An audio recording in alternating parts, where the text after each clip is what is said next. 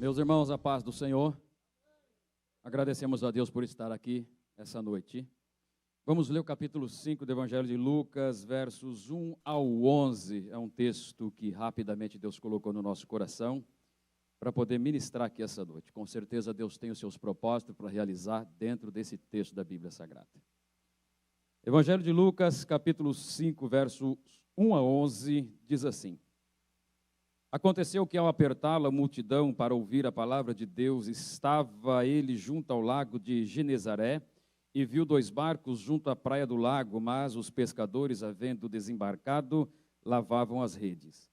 Entrando em um dos barcos, e que era o de Simão Pedro, pediu-lhe que o afastasse um pouco da praia, e, assentando-se, ensinava do barco as multidões. Quando acabou de falar, disse a Simão: Faze-te ao largo e lançai as vossas redes para pescar. Respondeu-lhe Simão: Mestre, havendo trabalhado toda a noite, nada apanhamos, mas debaixo da tua palavra lançarei as redes.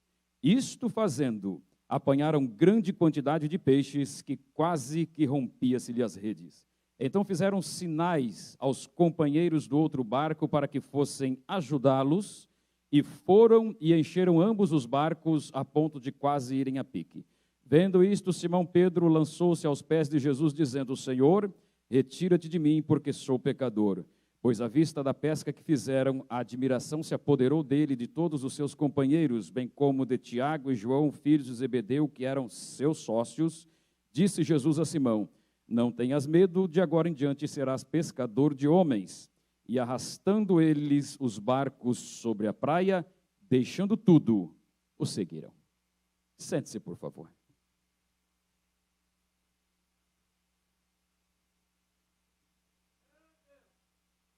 O Evangelho de Lucas é o único evangelho de um não-judeu que escreveu. Por exemplo, Mateus, Marcos e João eram judeu.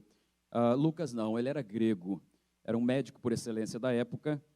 E a despeito de todos os outros 3 evangelhos, Lucas foi um evangelho informativo, investigativo, que analisou de perto toda a informação e todo o ministério de Jesus. Lucas, ele se dispôs a procurar as testemunhas que viveram com Jesus e também aquelas que foram alvos dos milagres de Jesus, e ele analisou isso de uma forma muito exímia, muito detalhada, e compôs aqui esse evangelho que traz o seu título.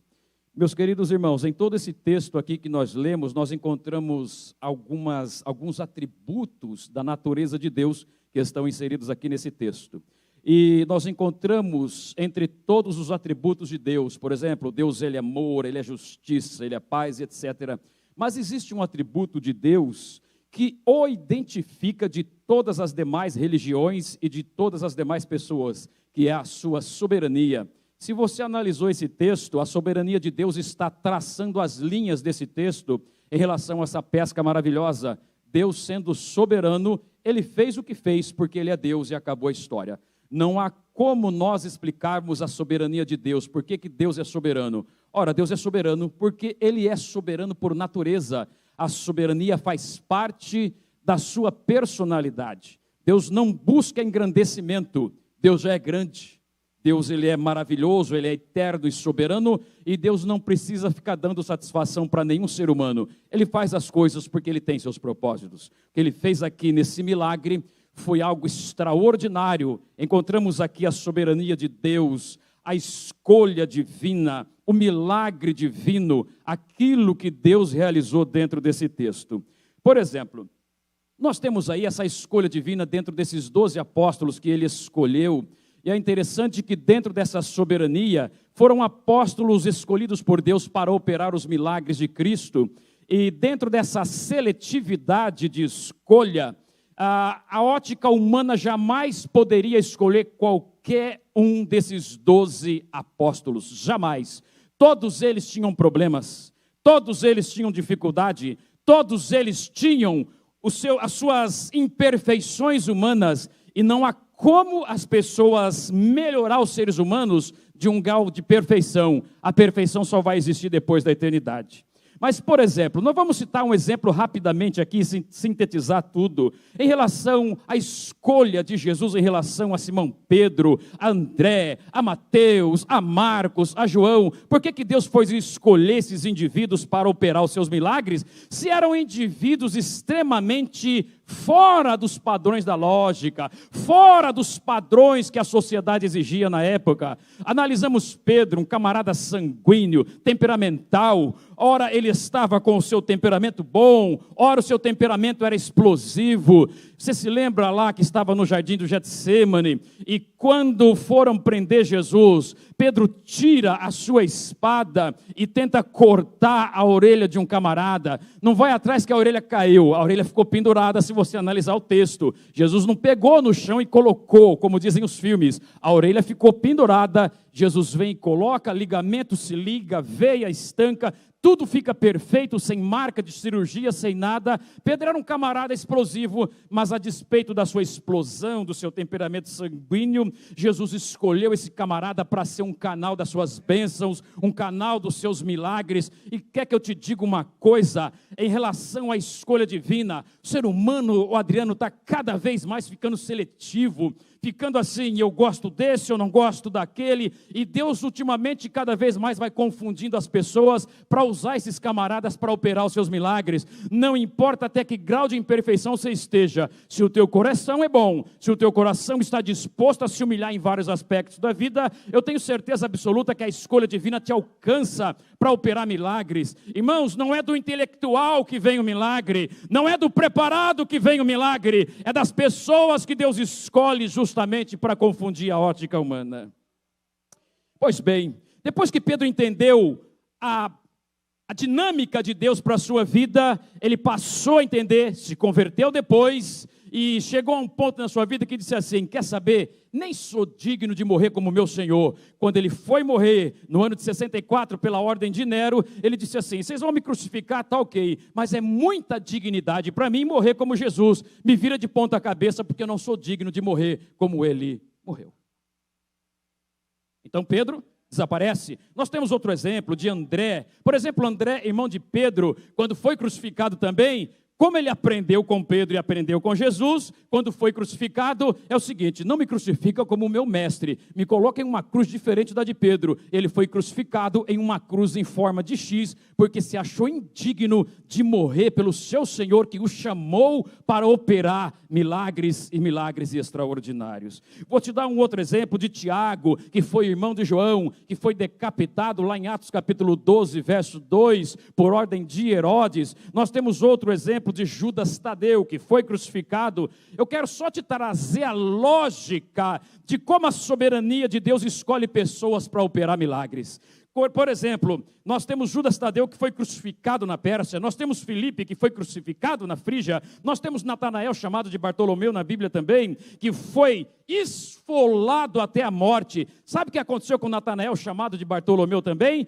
Amarraram suas pernas e a corda foi amarrada num cavalo, e esse camarada foi arrastando pelas ruas batidas da cidade até esfolar a pele do seu corpo, mas nunca negou o seu mestre, que o chamou para operar milagres extraordinários nessa terra. Olhe só, Mateus crucificado na Frígia, Tomé, aquele camarada que duvidou de Jesus, você se lembra dele? Pois é, Tomé não negou mais até morrer e também foi crucificado. Nós temos Simão, o cananeu, que foi crucificado. Em relação a Judas Iscariote, eu nem preciso te dizer nada qual foi o fim desse camarada. E em relação ao apóstolo João, ele foi aquele que escapou, não teve nenhum sofrimento de morte, mas morreu com velhice, talvez com 90, 95 anos de idade. Olhe só a soberania de Deus em relação a todos esses homens. Por exemplo, ele foi lançado para um caldeirão de óleo fervente, não conseguiram matar porque Deus tinha propósito na vida dele, tiraram ele, jogaram para a ilha de Pátimos, lá ele vai morrer. Deus fecha a boca das feras porque Deus tinha propósito na vida de João. Passou-se o tempo, resgataram João e ele foi pregando de igreja em igreja toda a revelação que Deus lhe trouxe na ilha de Pátimos. Quem tem propósito de Deus e anda nos seus caminhos é certeza absoluta, meu querido. Deus tem grandes milagres para operar em você, por você e através de você. Eu te faço um convite aqui essa noite. Não seja simplesmente uma pessoa que só quer absorver as bênçãos de Deus, mas seja uma pessoa que queira também transmitir a bênção de Deus para outras pessoas. Não seja um egoísta espiritual, mas seja um camarada que seja livre para transmitir as bênçãos de Deus. Como nós vamos encontrar a soberania de Deus em relação a esse texto aqui, meu querido? Olha só, qual é o cenário? Qual é o cenário desse texto? Verso número 2. E viu Jesus 2 barcos junto à praia do lago. A soberania de Deus começa assim. Por exemplo, Jesus já conhecia Pedro antes disso, tá?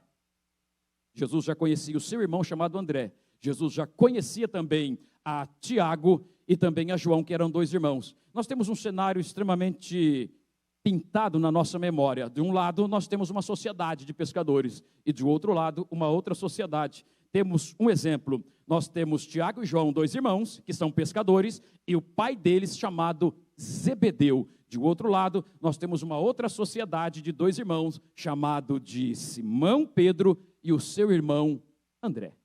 Há uma sociedade. Muito bem.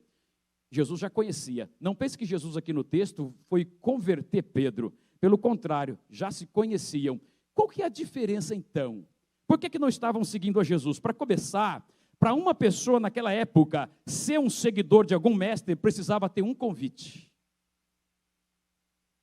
E até então Jesus não havia convidado nenhum dos 2, mas aqui houve o convite para um discipulado. Já em João 21, é um convite para o apostolado. Aqui eles são passivos, por assim dizer. A partir do capítulo 21 de João, são apóstolos extremamente ativos no reino de Deus.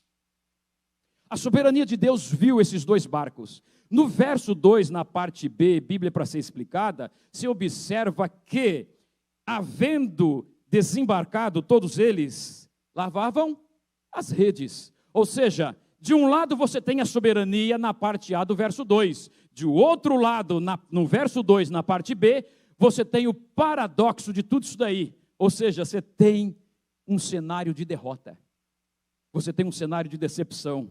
Passaram a noite toda pescando e não conseguiram nada. Só que de um lado você tem o soberano, do outro lado você tem seres humanos falidos. De um lado você tem o soberano todo-poderoso, do outro lado você encontra pescadores decepcionados com a vida. De um lado você tem o Deus todo-poderoso que pode dar ordem para qualquer peixe, do outro lado você tem pessoas fracassadas. Quando encontra-se o soberano com pessoas fracassadas lá embaixo, há um nivelamento da glória de Deus para operar milagres. De que lado você está essa noite? Eu estou fracassado ao seu. Eu estou decepcionado como esses discípulos. Eu estou remando na vida e nada está dando certo. Eu estou tentando um negócio que não está funcionando. Isso vai definir a sua vida? Jamais. Do outro lado, você tem um soberano que tem o poder de igualitar a situação e te elevar para um nível de vencedor.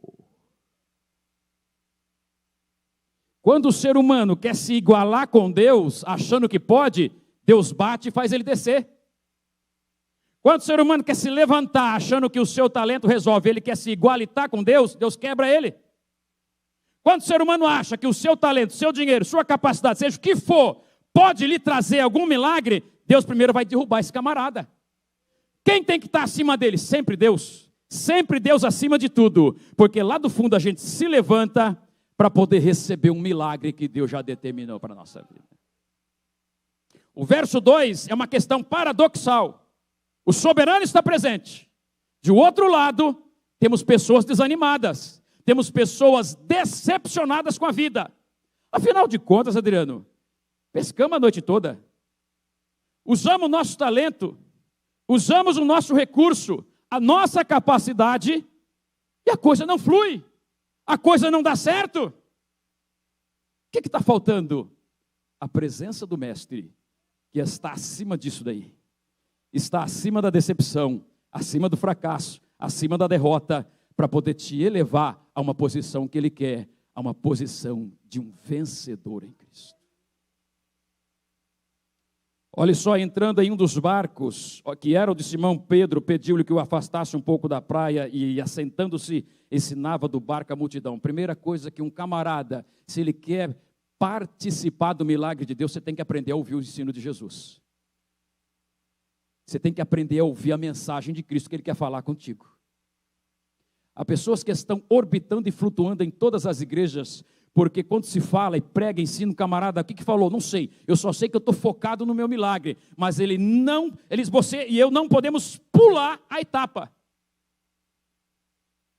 O milagre estava para chegar, que era o milagre da multiplicação dos peixes, só que, vamos sentar, vamos ouvir a palavra, vamos se instruir primeiro, para depois participar do milagre.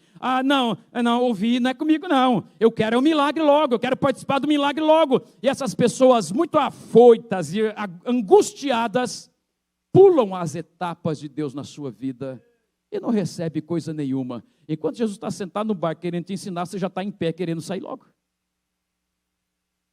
Você está apressado, você está com pressa, você quer correr logo. Não, meu foco é o milagre, meu foco é o milagre. E você não vai conseguir esse milagre se você não aprender a ouvir o teu mestre. Se você não aprender a ouvir o ensino de Jesus. Então, ouve a palavra de Deus essa noite, porque Deus quer te curar. Ouve a palavra de Deus essa noite, porque Deus quer operar milagres dentro do teu coração primeiro. Eu estou profetizando aqui essa noite, que antes de você receber qualquer milagre físico, Deus quer te perdoar, Deus quer que você aceite o perdão, para limpar a sua alma, e você ficar em paz. A consequência é a cura física. Então você vai ter que ouvir a mensagem do mestre.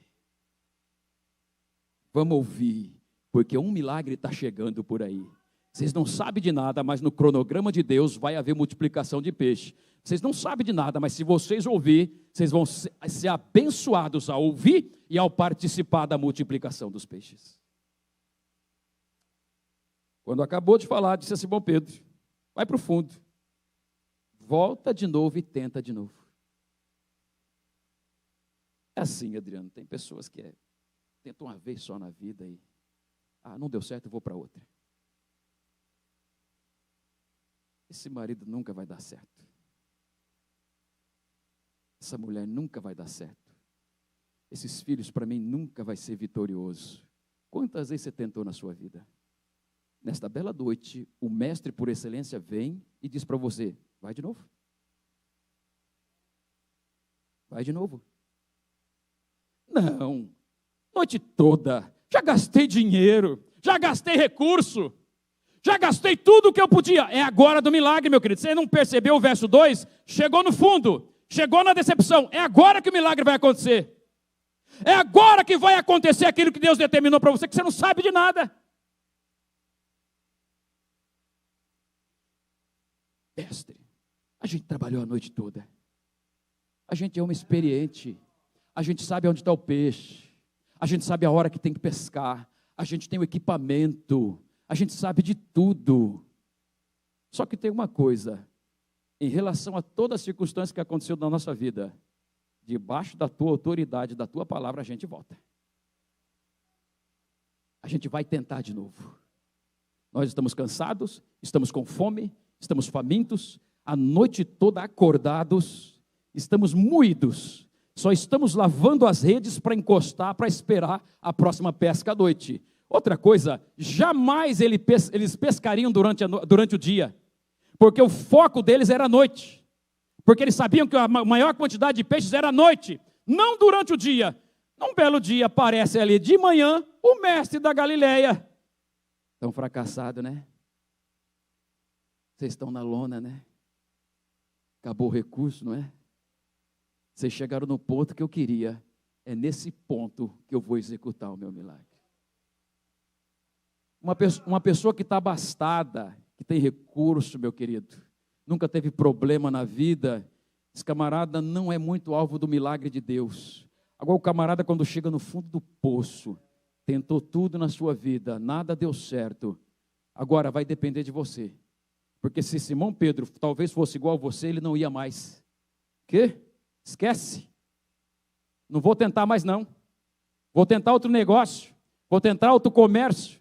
Dessa vez acabou. Só que essa noite o mestre disse: vai lá de novo. Vai lá orar de novo pelo teu marido, pela tua esposa, pelo teu lar. Tenta de novo. Dessa vez, pela tua insistência, acreditando na minha palavra, eu vou executar o milagre. Verso 6, meu irmão. Quem obedece e não se baseia em circunstâncias da vida. Ah, está faltando dinheiro. E daí? E daí? Qual é o problema? Ah, está faltando não sei o quê. Qual é o problema? Que tamanho que é o Deus que você serve? Qual é o tamanho do seu Deus que você bitola para você? Há pessoas que vão ser demitidas daqui a 3, 4, 5, 6 meses, Travasso. E eu conheço algumas pessoas que já estão angustiadas. O que há de ser de mim daqui a 6 meses? Porque não tem fé. Não acredita num Deus que do nada faz tudo. De um Deus que pode abrir porta onde Ele quiser. De um Deus que pode pegar teu inimigo e fazer para você um amigo para te ajudar. Porque não acredita em nada. E a sua incredulidade te bloqueia de muita coisa. A fé não depende de circunstância, porque não é circunstancial. A fé, ela é espiritual e você não precisa fazer força. Deixa o teu barquinho correr. Está na mão de Deus, está na mão do soberano. Ele é o Senhor dos mares, da terra, da riqueza, de tudo.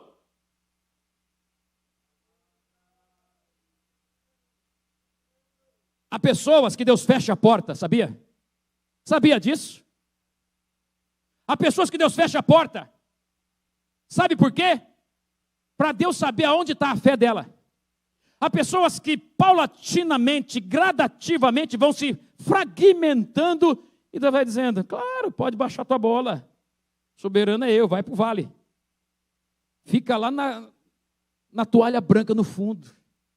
Quando você chegar no fundo, eu vou operar um milagre na tua vida e te trago de volta. Quando você querer se exaltar, você vai se humilhar, porque você sabe que o soberano sou eu e não você. Meus irmãos, verso 6, isto fazendo, aconteceu o quê? O que eles fizeram? O que eles fizeram? 2 coisas. Primeiro, eu vou obedecer a tua palavra. Eu vou colocar ela em prática. Segundo, eu não vou ficar só no blá, blá, blá. Eu vou tentar de novo. Deus me coloca uma palavra aqui agora. Qual é o teu medo? Eu quero orar por ti rapidamente aqui para você que está com medo. Você está com medo do teu futuro. Qual é teu medo? Quais são teus fantasmas que estão te assustando? Te obedecendo e indo e fazendo, apanharam uma grande quantidade de peixe. Qual é o milagre extraordinário? Pescar logo de manhã? Nunca! O melhor horário é de madrugada, mas o melhor horário se tornou o pior. E o pior horário se tornou o melhor. Eu vou terminar aqui. Eu só gostaria, meu querido, que você se nivelasse menos, porque Deus é mais. Vou te contar uma ilustração. Eu conheço um pastor que eu gosto muito do Rio de Janeiro, ele está em São Paulo agora. Ele conta uma ilustração que vai te ajudar, como me ajuda. Ele foi para uma exposição de torneiras, no Rio de Janeiro ainda, e havia, Adriano, muita torneira, de 5 mil, 10 mil, 25 mil, 60 mil reais, 75 mil reais. E ele dizia assim: Senhor, que torneira linda, bonita.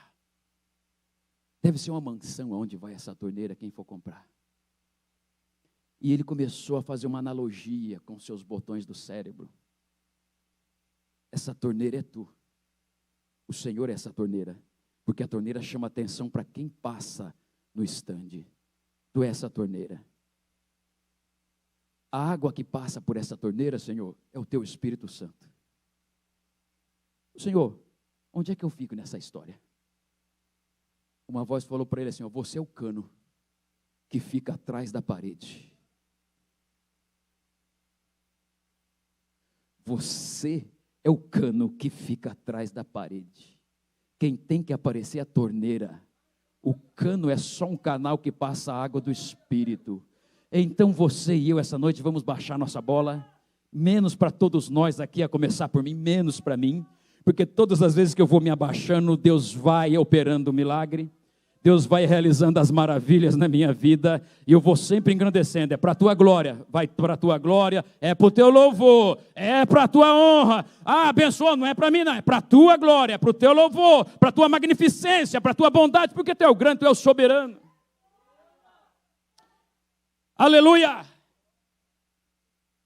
Qual é o foco de Deus aqui essa noite?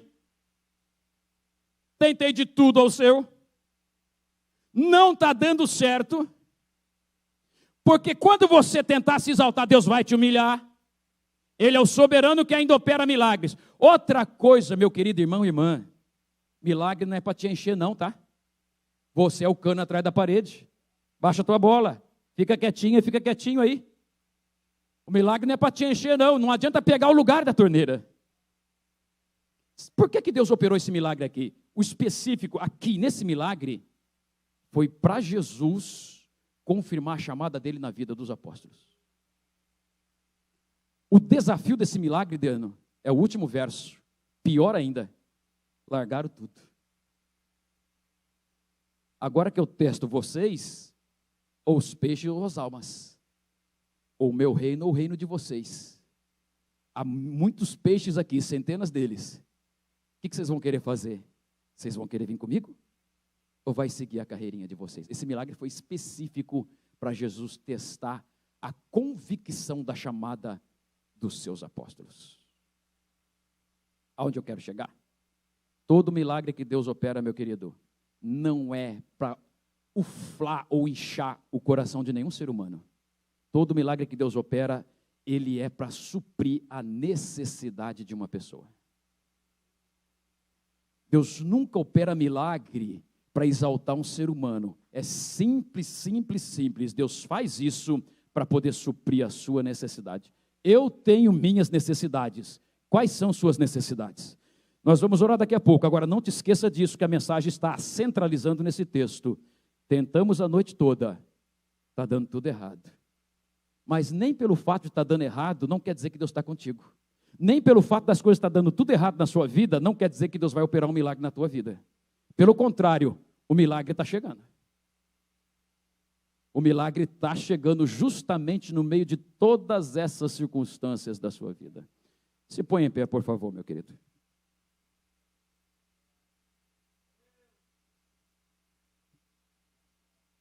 Eu só quero orar rapidamente por você que essa noite. Justamente são duas classes de pessoas. Você que tem os teus fantasmas. Você que não consegue acreditar em Deus. O que vai ser da minha família, o que vai ser do meu filho, o que vai ser da minha filha, meu Deus, o que vai ser do meu futuro? Eu não estou preocupado com o meu futuro, meu querido. Entrega o teu caminho ao Senhor, confia nele, no mais Ele tudo fará. Outra coisa, pega a tua fé, tira ela da circunstância e coloca em Deus. A fé circunstancial, ela vai te pregar uma peça e vai acabar com a tua vida. Mas a fé em Deus não, jamais será abalada. Aquele que crê em Deus jamais será abalado. A segunda classe de pessoas são essas que estão tentando muita coisa na vida e está dando cada vez mais errado. Eu vou te falar uma verdade aqui, você é um felizardo. Sabia disso? Você é uma felizarda, porque tem milagre de Deus chegando para a tua vida. Tem milagre de Deus chegando para a tua casa. Você é uma pessoa feliz, você não tem ideia do que Deus vai começar a operar na tua vida. É justamente lá no fundo que o soberano começa a goticular os seus milagres e vai aumentando essa cachoeira em cima, até Deus engrandecer o nome dele sobre a sua vida. Eu não vou me estender. Se há dois grupos de pessoas aqui essa noite, a gente quer orar. Se não, já vamos passar para o pastor Adriano. Deus está falando contigo essa noite, você que tem os teus fantasmas. E você é crente, né? Mas você não tem ideia do que Deus vai operar na tua vida. Alguém que necessita de oração, eu quero orar por ti essa noite aqui. Alguém aqui? Alguém aqui essa noite que está tentando muito negócio na sua vida e não está dando certo. Deus está falando, meu querido. Negócio. Outra coisa, você não percebeu no texto que existe cooperativismo? Sabia disso? Verso 7. Qual é o cooperativismo? Ei! Vem aqui participar da bênção. Porque no verso 7 está dizendo, e fez sinais náuticos aos seus companheiros do outro barco. Vem, porque aqui o barco está cheio. Aí está vazio, mas aqui está cheio. Só que eu não quero que fique cheio para mim. Fique cheio para vocês também. Eu não quero que encha esse barco só. Vamos encher o teu barco também. Cooperativismo, meu querido. Isso se chama cooperativismo. Reparta com 7, com 8, não importa. Deus te prospera a tua esquerda e a tua mão direita. Não seja egoísta. Ah, Senhor, para mim, para mim, para mim, para mim. E nunca chega, né? Porque você não tem o aspecto de cooperativismo na tua vida. Faz um sinal para alguém que não tem nada e entrega. Se você tem 3, entrega 1 para ele. Deus te abençoa com 3, entrega 1. Cooperativismo. E por fim, empreendedorismo. Porque havia uma sociedade entre todos eles. Irmãos, não pode haver competição no nosso meio. Não pode haver inveja, mas tem. Deus quer te abençoar, filho. Deus quer te abençoar, filha. Se você está esperando Deus te exaltar acima dos seres humanos, Deus nunca vai te exaltar. Deus não trabalha com essa questão de egocentrismo ou antropocentrismo, o homem como centro. Deus não trabalha com isso. Deus trabalha com a sua soberanidade. Quanto mais Deus te dá e te abençoa, fala, é para ti, para a tua glória, para o teu louvor. Eu sou um simples ser humano. Sabe por que o teu negócio está fracassando, teu comércio, tuas coisas? Porque você não consegue depositar nas mãos de Deus. Você está lutando com teus próprios recursos e as coisas estão indo de mal a pior. Você não consegue mais vencer. Deus está do teu lado. E Deus quer que você entregue esse caminho ao Senhor.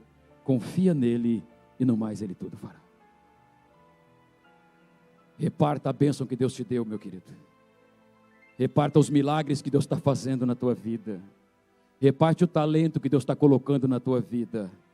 Deus não quer te exaltar acima de seres humanos. Curve a sua cabeça, por favor. Nosso Deus e nosso Pai, bendito seja o teu nome. Seja a glória para ti. É certo que a partir desta noite, Oramanagashandara, Oremanagasho, essa vida está ouvindo a tua palavra. Oreká, essa vida está entregando o seu comércio nas suas mãos. Uremandaramanagashe. Esse homem, essa mulher está depositando e lançando sobre ti todos os seus cuidados, lançando sobre ele toda a vossa ansiedade, porque ele tem cuidado de vós. Talvez algumas famílias aqui, Senhor, estão nos seus últimos recursos, recursos espirituais, físicos e materiais. Não estão vendo mais saída. Senhor, a luta, a guerra, a circunstância que estão vivendo não os faz enxergar além do horizonte. Elevo os meus olhos para os montes, de onde me virá o socorro, e estão bem assim. O meu socorro vem do Senhor que fez os céus e a terra. Senhor, faz essa vida liberar essa fé que está morta aí dentro, ou talvez adormecida. Aguça esse coração, aguça essa mente, para não acreditar mais nas circunstâncias, mas acreditar em Ti.